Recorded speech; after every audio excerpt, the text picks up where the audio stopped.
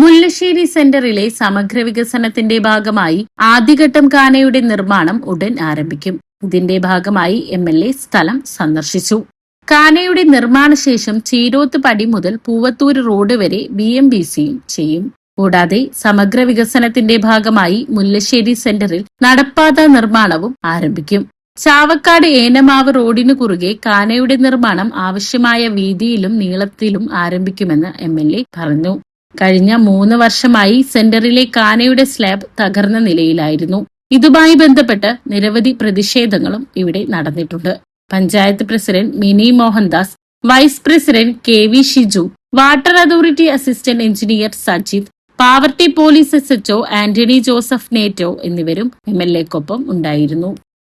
മുല്ലശ്ശേരി സെന്ററിന്റെ സമഗ്രമായ വികസനത്തിന് വേണ്ടിയുള്ള ഒരു പരിശോധനയാണ് ഇവിടെ. മുല്ലശ്ശേരി സെന്ററിലുള്ള കൾവർട്ട് പുതുക്കി പണിയേണ്ടതുണ്ട്. അത് പണിയതിനു ശേഷം മുല്ലശ്ശേരി റോഡ് BMBC ചെയ്യുക എന്നതാണ് ലക്ഷ്യം.